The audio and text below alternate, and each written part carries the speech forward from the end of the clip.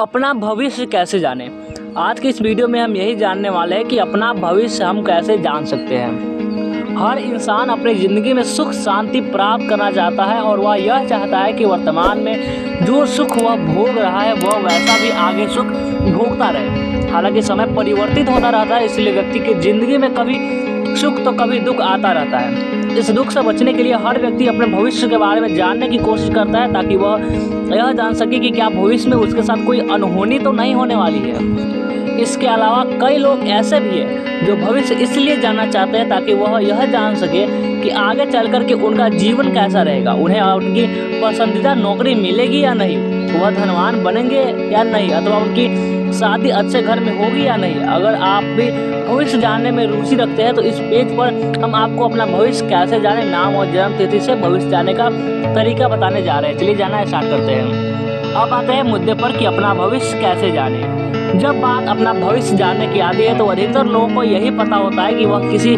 जानकार पंडित के पास जाए और उन्हें अपनी कुंडली दिखाकर या फिर अपने हाथ की रेखा दिखाकर अपने भविष्य के बारे में पूछे। परंतु क्या आप जानते हैं कि पंडित के पास जाने के अलावा भी कुछ ऐसी विधा हमारे भारत देश में काफ़ी लंबे समय से विद्यमान है जिसके द्वारा लोगों के भविष्य के बारे में आकलन किया जा सकता है और कई बार जो आकलन किया जाता है वह बिल्कुल सही साबित होता है।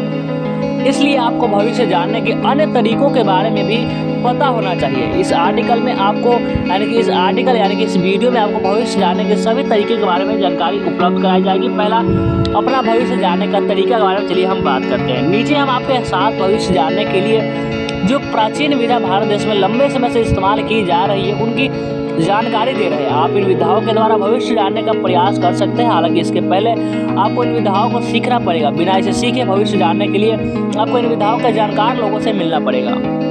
पहला है ज्योतिष विधा से भविष्य जानने का तरीका। ज्योतिष विधा से लगभग सभी लोग परिचित हैं और आप भी शायद कभी न कभी अपने किसी परलौकिक समस्या के समाधान के लिए ज्योतिष के पास अवश्य ही गए होंगे। हमारे देश में ज्योतिष विधा की संख्या 150 से ज़्यादा है, जिसके अंतर्गत अंक ज्योतिष, लाल किताब की विधा, कुंडली ज्योतिष, नदी नारी ज्योतिष, पंच पक्षी सिद्धांत, नक्षत्र ज्योतिष, हस्त रेखा ज्योतिष, अंगूठा शास्त्र, चीनी ज्योतिष, वैदिक ज्योतिष, सामुद्रिक विधा तथा टैरो कार्ड जैसी विधाएं प्रचलन में हैं। कई एस्ट्रोलॉजर के द्वारा इन्हीं सब विधा का अध्ययन करके लोगों के भाग्य के बारे में ठीक ठाक आकलन कर लिया जाता है। यहाँ तक कि एस्ट्रोलॉजर खुद भी इस बात को कहते हैं कि अगर कोई व्यक्ति लाल किताब, सामुद्रिक शास्त्र, हस्तरेखा ज्योतिष, अंगूठा शास्त्र, नक्षत्र ज्योतिष का सही प्रकार से अध्ययन कर लेता है तो वह अपने भविष्य की घटनाओं के बारे में ठीक ठाक अंदाज़ा लगा सकता है और व्यक्ति को यह बता सकता है कि उस व्यक्ति के साथ भविष्य में कौन सी अनुकूल प्रतिकूल घटना घटित होने वाली है। हालांकि वर्तमान समय में इस प्रकार की विधा के जानकार काफ़ी कम ही दिखाई देते हैं। ग्रामीण इलाके में इस प्रकार के विधा के जानकार ज़्यादा होते हैं। ज्योतिष विधा सीखने के लिए आप यूट्यूब पर आचार्य मंगल विद्यांचल वाले या फिर जय योगेश्वर महादेव चैनल के शास्त्री से मुलाकात कर सकते हैं। भविष्य जानने का दूसरा तरीका है सम्मोहन विधा से भविष्य कैसे जानें। सम्मोहन विधा का इस्तेमाल काफ़ी प्राचीन काल से ही हमारे भारत देश के विभिन्न भागों लोगों के द्वारा किया जा रहा है। अन्य भाषा में इसे हम प्राण विधा या फिर त्रिकाल विधा के नाम से भी जाना जाता है। अंग्रेजी भाषा में सम्मोहन विधा को हिप्नोटाइज कहते हैं। कई लोग इसे वशीकरण से जोड़ करके देखते हैं, जबकि ऐसा नहीं होता है। सम्मोहन विधा में कुछ ही समय के लिए व्यक्ति ऐसी अवस्था में होता है जिसमें उसकी कई जानकारियों को प्राप्त किया जाता है। आज के समय में देश में बड़े पैमाने पर मानसिक रोगियों की चिकित्सा करने के लिए सम्मोहन विधा का इस्तेमाल किया जा रहा है। सम्मोहन विधा न सिर्फ मानसिक रोगियों की चिकित्सा करती है बल्कि इसके साथ ही साथ उनके व्यक्तित्व को भी निखारने में काफ़ी महत्वपूर्ण रोल अदा करती है। इस विधा के द्वारा दूसरे व्यक्ति का या फिर अपने आप का भविष्य ठीक ठाक जान सकते हैं। जब दूसरा विश्व युद्ध हो रहा था तब जापानी आर्मी की पोजीशन के बारे में इसी विधा के द्वारा जानकारी प्राप्त की गई थी। अमेरिका, जर्मन और रशिया जैसे बड़े देशों में इस पर काफ़ी रिसर्च पहले भी हो चुकी है और वर्तमान के समय में भी हो रही है। हमारे देश में सम्मोहन विधा को जानने वाले कई एक्सपर्ट लोग आज भी मौजूद हैं। भविष्य जानने का जो तीसरा तरीका है वह विचार भी बताते हैं भविष्य। साइंटिफिक रिसर्च के अनुसार यह बात सामने आई है कि व्यक्ति जैसा विचार रखता है वैसा ही आगे चल कर के वह बनता है। इसीलिए अगर आप पॉजिटिव विचार रखते हैं तो इस बात की काफ़ी संभावना है कि आगे चल कर के आप अपनी ज़िंदगी में सफल बनेंगे। वही अगर आपको हर काम को करने से पहले निगेटिव विचार आने लगते हैं तो इस बात का मतलब है कि आपका जो आने वाला भविष्य है वह भी कहीं ना कहीं नकारात्मक से ही भरा हुआ होगा, क्योंकि आकर्षण के नियम के अंतर्गत व्यक्ति को द्वारा जिस पर फोकस किया जाता है वह चीज़ सक्रिय हो जाती है। भविष्य जानने का जो अगला तरीका है वो है टेलीपैथी से भविष्य के बारे में कैसे जानें।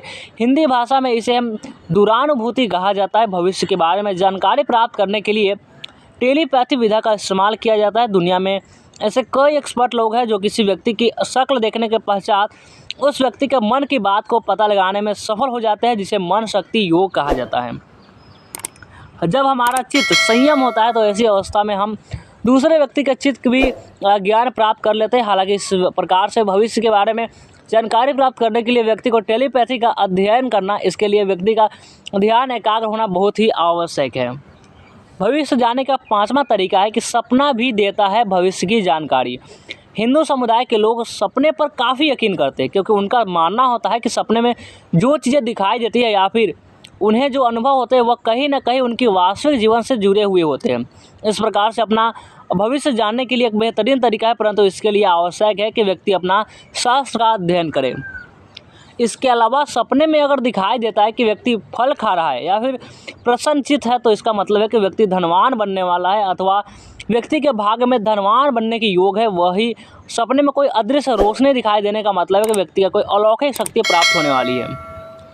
अगर अब आप खुद ही सोचें कि उन लोगों को यह कैसे पता चल जाता है कि कौन सा व्यक्ति किस चीज़ से परेशान है और उसे कौन सी चीज़ परेशान कर रही है। दरअसल यह परलौकिक शक्तियों की वजह से संभव हो पाता है। बागेश्वर धाम वाले के पास ब्रह्म बाबा, जो कि हिंदू शुद्ध सात्विक शक्ति है, वह पाखंडर पंडोखर सरकार के पास भी ब्रह्म बाबा और प्रेतराज सरकार की शक्तियाँ हैं। इन शक्तियों के द्वारा अपने सेवक पर कृपा की जाती है और उन्हें कानों में आकर के या फिर भाव के माध्यम से सामने वाले व्यक्ति के वर्तमान और भूत की जानकारी दी जाती है। साथ ही भविष्य का सटीक आकलन भी बताया जाता है। परलौकिक शक्ति और देवी देवताओं की सिद्धि से भी मिलती है, तंत्र मंत्र की सिद्धि से भी मिलती है, या फिर इतर योनि अर्थात नीचे योनि की शक्तियों की सिद्ध करने से भी मिलती है, जैसे कि जिन, जिन्नात, मसान, डाकिनी, शाकिनी, चुड़ैल, शोधनी, इनसे भी मिलती है। तो कैसा लगा आज की जानकारी कमेंट करके जरूर बताएं, और इस वीडियो को लाइक नहीं किया तो लाइक करें और इस चैनल को सब्सक्राइब जरूर करें।